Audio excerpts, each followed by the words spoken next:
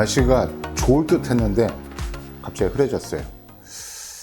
최근 중국에서는 주먹만한 우박도 떨어지고 난리가 났다고 얘기를 하던데, 시속 120km의 바람이면 도대체 어느 정도 바람인지 저는 이제 가늠도 되지를 않습니다. 아마 그 정도면은 아마 웬만한 것들은 다 날아가겠죠. 기후위기, 변화에 따른 여러 가지 이제 악영향들 중에 하나라고 꼽는데, 한간에는 최근에 이제 그 중국에서 인공적으로 비를 발생시키기 위한 인공강우 조작이라고 하는 게 맞을 것 같아요. 하면서 이제 너무 과도하게 내지는 이게 잘못돼서 그렇게 거의 재해에 가까운 상황에 우박이 발생됐고, 어마어마한 강풍으로 인해서 일반 사람들만 엄청나게 피해를 보고 있다. 이렇게 얘기를 들었습니다. 하여튼 오늘은 날씨가 좀 꾸물꾸물해요. 한 주를 시작하는 월요일에 날씨가 꾸물꾸물한 거는 그닥 좋지는 않습니다. 저 역시 월요일임에도 불구하고 병원 일정부터 시작을 했어요. 저는 이제 약을 이제 거의 이제 그만 먹을 때가 됐는데, 병원 의사 선생님께서 고개를 갸웃갸웃 하는 거예요. 그러니까 제가 최근 2년 동안 이제 약 처방을 통한 치료를 받는 과정에서 의사 선생님이 이번에 이제 세 번째 의사 선생님이신데요. 중간에 이제 처음에 저를 담당했던 의사 선생님은 이제 외국으로 이제 공부를 좀 더 하기 위해서 이제 미국인가로 갔고, 두 번째 선생님은 또 다른 이유로 해서 또 바뀌고, 이번에 세 번째 담당 선생님이신데 고개를 갸웃갸웃 하면서 말씀을 안 하세요. 그래서 왜 말씀을 안 하십니까? 그랬더니 그래도 말씀을 안 하세요. 그래서 백혈구 수치 때문에 그러죠? 그랬더니 맞대. 그러니까 제가 백혈구 수치가 굉장히 낮아요. 그러니까 코로나에 걸렸으면은 저는 아마 골로 가지 않았을까, 이런 생각을 합니다. 그래서 사실 코로나 백신도 이제 겨우겨우 2번 정도 맞았거든요. 근데 지금도 이제 면역에 직접적으로 관계하는 백혈구 수치가 일반인들의 3분의 1 정도 수준이 되니까 아마 다음 달쯤이나 해서, 다음 예약이 이제 7월 달로 잡혀 있는데, 아마 그때는 또 백혈구 강화제 같은 주사를 또 투여하지 않을까. 근데 그걸 맞으면은 잠깐 조금 올라요. 그러다가 또 멈춰요. 계속 증가를 해야 되는데. 하여튼 그렇습니다. 오늘은 아주 짧게 할 거예요. 짧게 할 건데, 제가 이런 설비를 잘했다 잘못했다 지적하지는 않아요. 왜냐하면 그렇게 설비를 구축할 때 그럴 만한 사정이 있었을 거예요. 발전소인데요. 발전소인데 단상 전원을 사용하는 발전소예요. 단상 전원. 단상 전원을 사용하게 되면 3kW 주택용 인버터를 복수로, 작게는 5개, 많게는 20개, 30개, 100kW를 이제 3kW 인버터를 가지고 30개인가 33개인가 이용해서 구축해 놓은 데도 있고요. 그러면 이제 왜 이렇게 단상으로밖에 할 수 없겠나? 첫 번째 이유는 분명하죠. 첫 번째 이유는 삼상 지원이 안 된 거예요. 삼상 지원이 없거나, 두 번째는 삼상을 끌어와서 시스템을 구축하는데, 발전소를 구축하는데 비용이 많이 들어가는, 이제 고비용이었을 경우, 이런 경우 이제 높은 견적가를 제시를 하게 되면 공사가 계약이 안 될 가능성이 많으니까, 업체는 쥐어짜고 해가지고 단상으로 그냥 얼마 안 되는 거니까, 사실 100kg 이하는 얼마 안 되는 용량이거든요. 그러니까 단상을 통해서 하자. 물론 삼상 자체가 지원이 되지 않는 지역도 있긴 있어요. 그런데 문제는 제가 이런 과정을 다니면서 삼상 지원이 분명히 가능함에도 불구하고 어떤 이기적인 편의성에 의해서 단상으로 해놓은 설비들이 굉장히 많이 있어요. 그런데 이런 설비들이 이제 겪고 있는 문제 중에 대표가 뭐냐면, 문제점이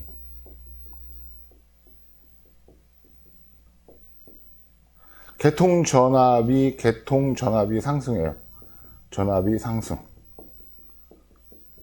보통 우리나라는 이제 242V에서 커트되게 돼 있어요. 여기까지 한계야. 그러니까 보통 이제 인버터가 240V 정도 되면 인버터가 동작을 멈춰요. 이건 법에 의해서 그렇게 규정이 된 거야. 물론 최근에 이제 개통망의 안정화를 꾀하기 위해서 전원이 죽던가 아니면은 망 자체에 어떤 문제가 생겼을 때 그때 이제 극명하게 나타나는 게 이제 전압이 이제 출렁하는 거거든요. 전압이 높아질 수도 있고 낮아질 수도 있어요. 그래서 저번 영상에서 이제 LVRT로 인해서 제가 이제 순간적으로 제대로 감전도 됐었다라는 얘기를 했는데, 이 LVRT, 그러니까 이게 그 로우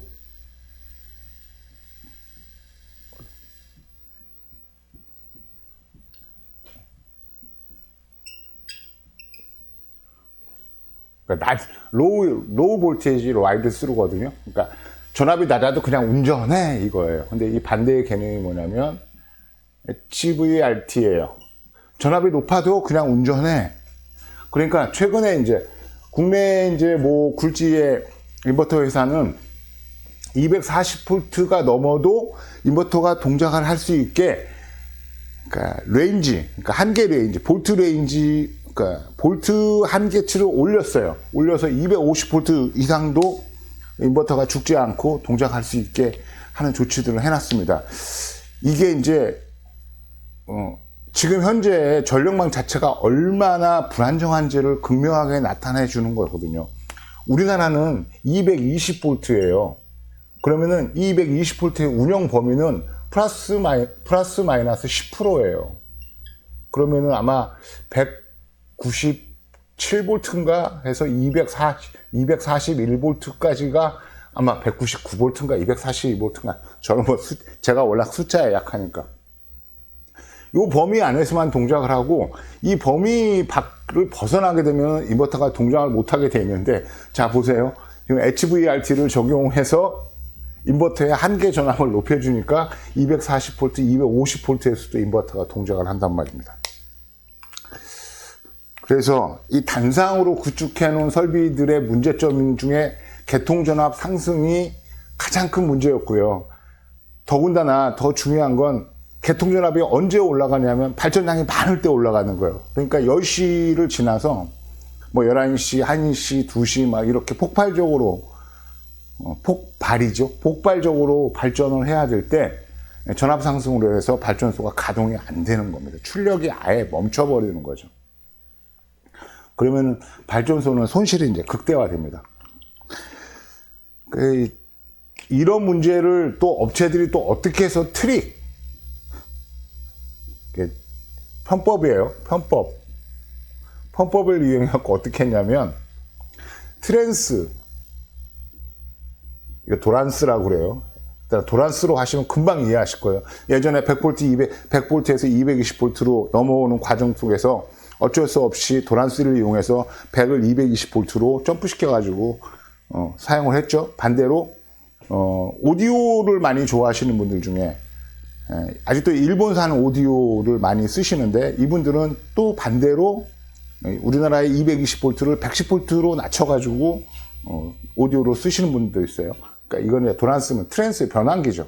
전력 변환기를 통해서 인버터가 막 동작을 하면 한계 전압인 240V로 훌쩍 넘어가니까 그 트랜스의 2차 코일 권선을 1차 코일보다 좀 적게 감아요.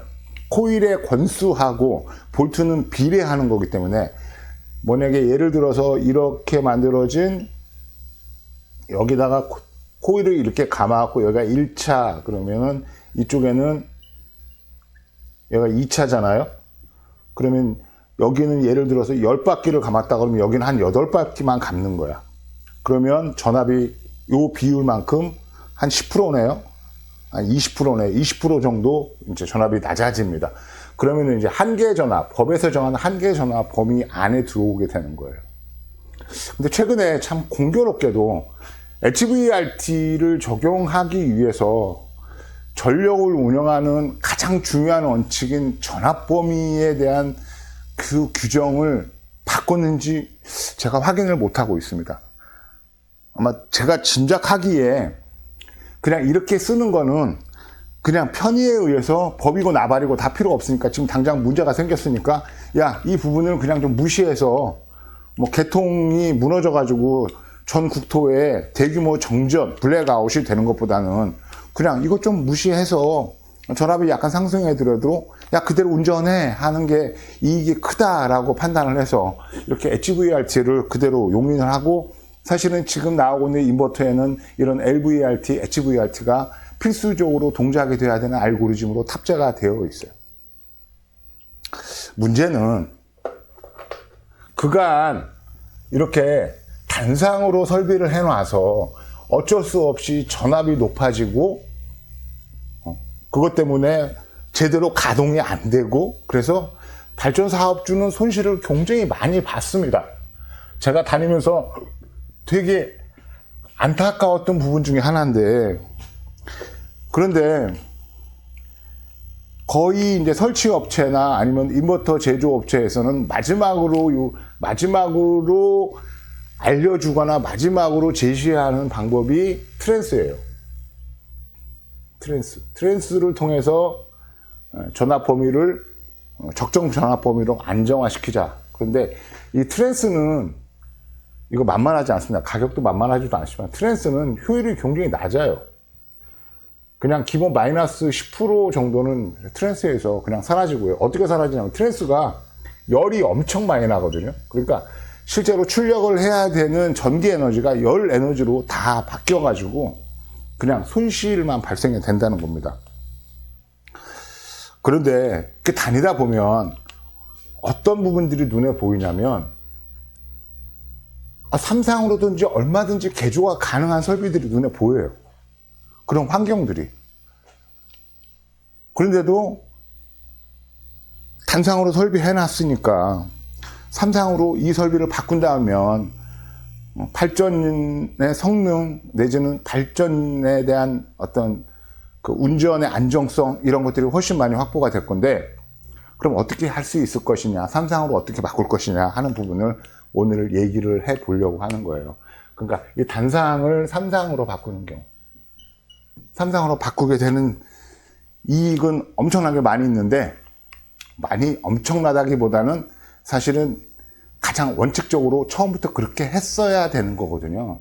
그런데 뭐 중간에 이후에 어쨌든 간에 뭐 업자가 나쁜 놈이었건 아니면은 뭐 한전에서 지원을 안 했건 내지는 뭐 전기공사하는데 어떤 문제가 생겼건 아니면 발전소 소유주가 가장 뭐 돈을 적게 들여가지고 싼 값에 발전소를 구축하려고 아주 쥐어짜듯이 해가지고 업자한테 돈을 적게 주니까 업자는 또 최소한 남아야 될 거 아닙니까? 그러니까 단상하고 삼상하고 전기공사 비용은 분명히 삼상이 비싸요. 그러니까 그런 차액 때문에, 그러니까 그런 이유들을 다 무시하잔 말입니다. 무시하고 이제 단상을 삼상으로 만약에 바꿀 수만 있다면 바꿔야 되는데, 어떻게 바꾸냐면 일단은 한전 개통 방식을 변경하는 거예요. 이 부분은 사실은 크게 돈이 들어가지 않아요. 우리가 전기를 쓸 때 용량별로 한전 부담금이라는 걸 납부를 합니다. 인프라 비용이에요. 용량별로. 그러니까 삼상이든 단상이든 인프라 비용은 똑같습니다. 단 하나 틀리는 게 전봇대에서 2가닥을 끌어오는 거하고 4가닥을 끌어오는 거하고 좀 차이가 있잖아요. 그 비용만큼만 달라. 그러니까 지금 현재 단상으로 발전소를 쓰고 있다 하더라도 삼상으로 만약에 바꿀 수 있다면 한전에다가 개통 방식을 바꿔서 삼상으로 인입을 시키면 돼요. 물론 비용이 들어갑니다. 하지만 제가 판단했을 때는 전체 한 10년 이상 발전소 운영 기간이 남았다 하면 이 방식으로 바꾸는 게 최종적으로 이익이 더 많을 거예요. 그러니까 두 번째는, 그럼 인버터는 어떻게 할 거냐? 인버터는 어떻게 할 거냐 문제가 생겨요. 전부 다 3kW 인버터를, 주택용 인버터를 가지고 했잖아요. 그런데 개통 방식이 삼상으로 바뀌어.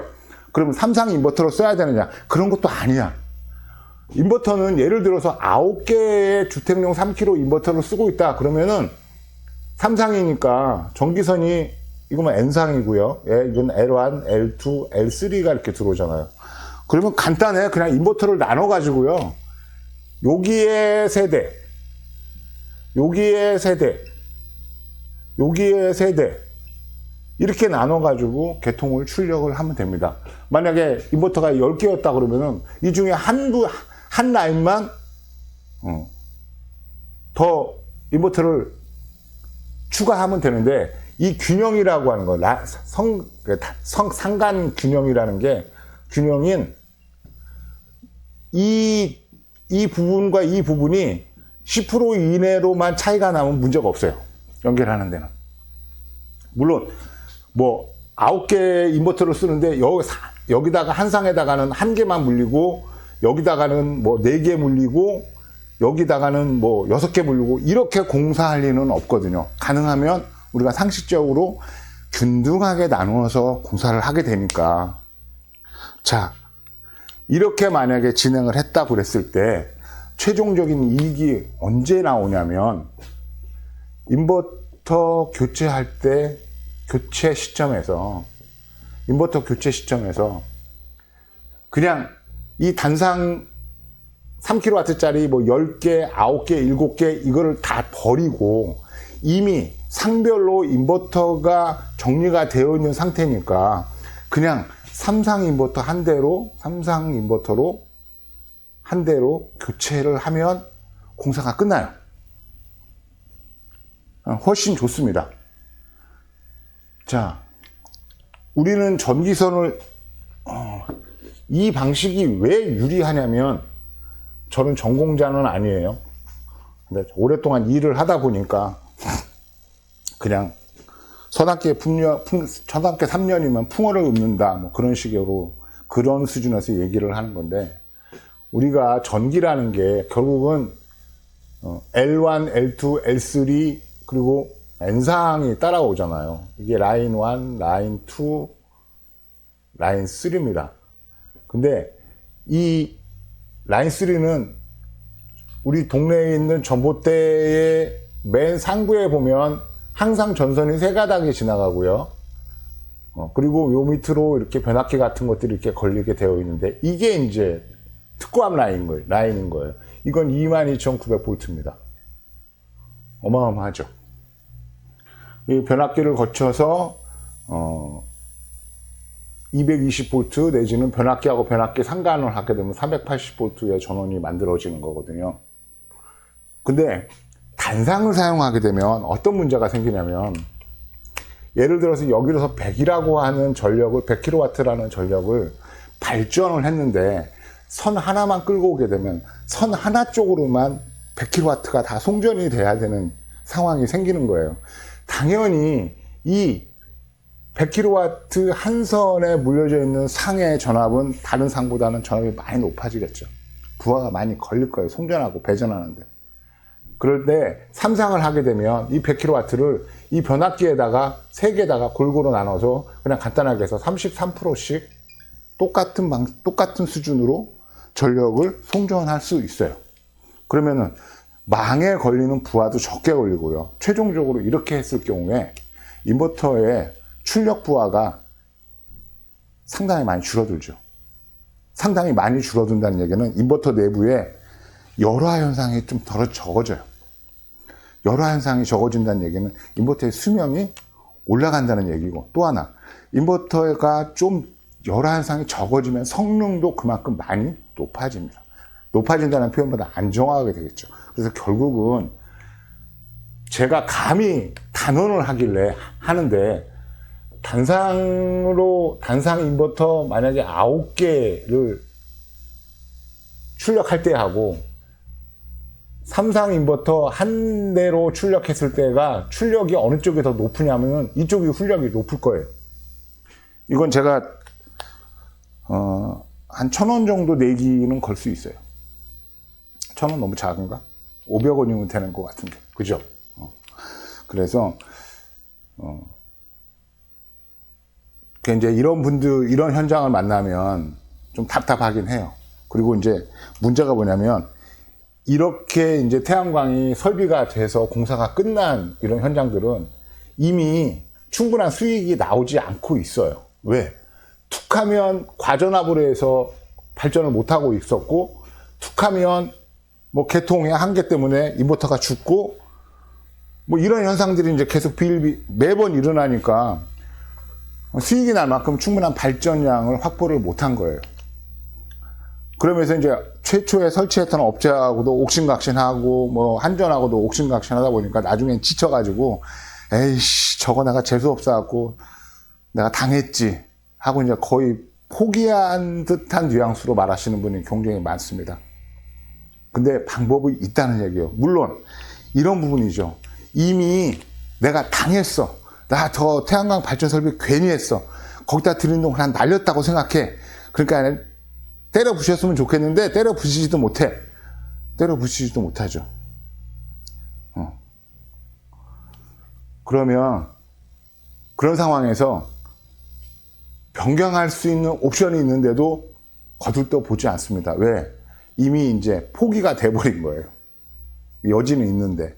근데 제가 판단했을 때 운영기간이 이거 왜 이렇게 안 나오니? 발전소 운영기간이 10년 이상이라고 하면 개통 접속 방법을 변경할 필요가 있습니다. 그리고 이런 결정은 감정적으로 하기보다는 좀 이성적으로 해야 돼요. 내가 가지고 있는 용량의 발전소 용량이 얼마나 크긴지, 그리고 사실은 최초의 발전소를 구축을 하겠다고 했을 때 업자들이 와서 개통조사를 해야 되거든요. 아마 여러분들의 기억에 아마 오늘 이 영상을 보시면서 우리 집 설비가 저래. 그런데 그런 설비는 최초의 발전소 계약하는 과정에서 어떤 한 놈도 테스타이 같은 거 들고 와가지고 전압을 체크해 본 놈이 없을 거고요. 이 동네에 전주가 어떻게 연결이 돼 있고 여기에 변대가 어디 있고 이런 부분들을 확인했던 사람이 없을 거예요. 문제가 이제 거기서부터 스타트가 된 겁니다. 그러니까 결론은 뭔 얘기예요? 여러분들 그런 공간에다가 그런 집에다가 태양광 발전 설비를 해준 인간들은 그냥 태양광을 하는 게 목적이 아니고 그냥 돈벌이였던 거예요.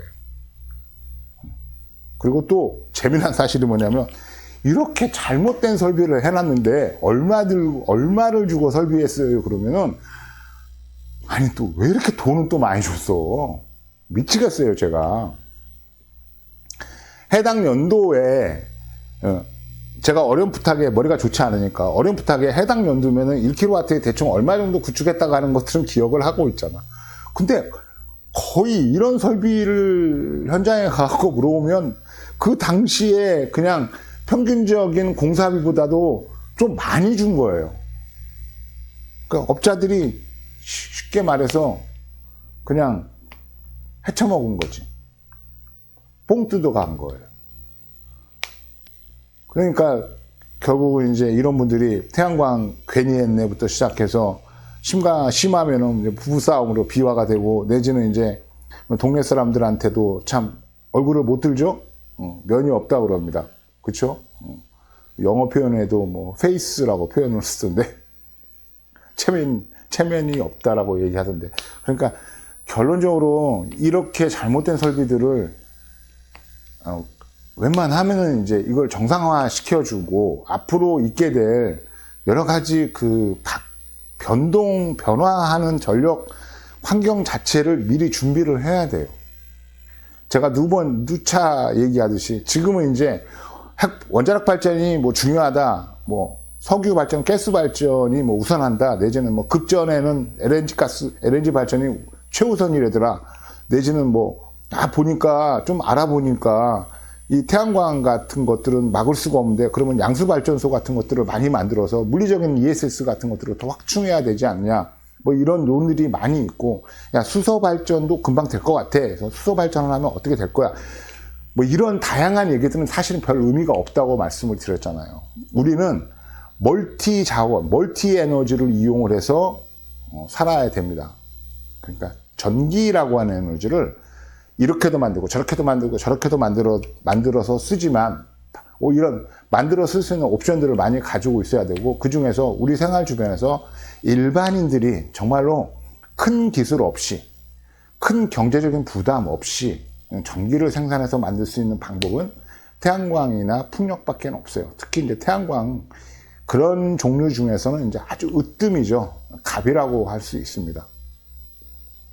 그런데 전체적으로 이제 전력 계통 자체가 이런 부분들을 잘 수용해 주지가 않으니까, 그러면 저렇게 단상을 복수계로 이용해서 만들어진 설비까지도 망해서 효과적으로 이렇게 수용이 가능하게 하면 되지 않느냐라고 이렇게 질문을 하실 분도 계실 것 같은데, 대한민국의 전력망은요, 지금 이 상황에서 많이 바뀌어야 되겠지만, 최종적으로 어떤 목표를 갖고 바뀌냐면, 무손실 전력망을 목표로 해요. 무손실 전력망. 이게 무슨 얘기냐면, 수요와 공급을 거의 최대한 일치를 시키는 겁니다. 그러니까 결국은 망 자체가 굉장히 타이트하게 구성될 수밖에 없다는 얘기예요.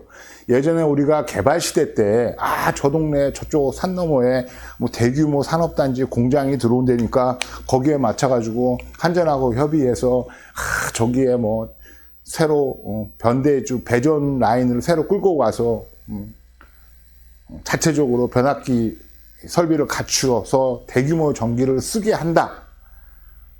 이런 개념들이 이제 아니에요. 이런 개념들이 아니고, 전력은 이제 우리 주변 어디에서든지 도처에서 생산이 되니까 그 생산된 전기를 어떻게 잘 조화롭게 해서 쓸 수 있느냐가 문제죠. 짧게 하려고 그랬는데 결국 40분을 넘어가는 것 같은데, 하나만 더 얘기를 할게요. 제가 요즘에 이제 갑자기 떠오른 개념인데,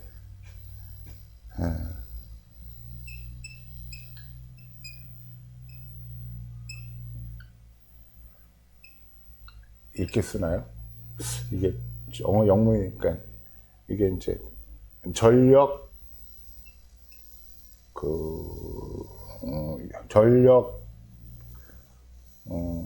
방랑자라고 해야 되나요? 파워 노마데라는 단어가 생각이 나는데, 노마데 그러면은 이제 유목민을 뜻하는 거예요. 유랑자를 뜻하는 겁니다. 왜 이런 단어를 이제 제가 생각을 하게 됐냐면, 서서히 언제부턴가 저 집도 태양광을 쓰고 있고, 이 집도 태양광을 쓰고 있고, 이 집도 태양광을 쓰고 있어.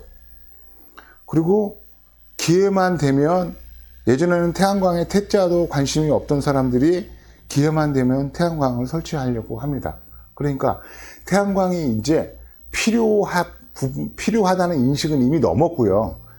이제 거의 무조건 갖춰야 되는 설비 수준으로 이제 우리에게 그런 개념이 정착이 된 거예요.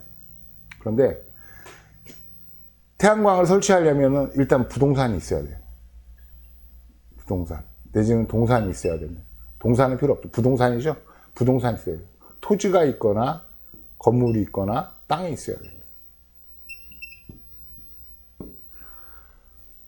토지나 건물이나 땅이 있으면은 어쨌거나 태양광을 설치할 수 있고요. 내가 필요한 전기를 쓸 수 있어요. 근데 이 부동산이 없는 사람들, 그러니까 시대가 내가 필요한 전기를 얼마든지 무조건 만들어서 써야 되는 상황이 됨에도 불구하고 내가 전기를 만들 수 있는 기반이 없는 사람들이 있어요.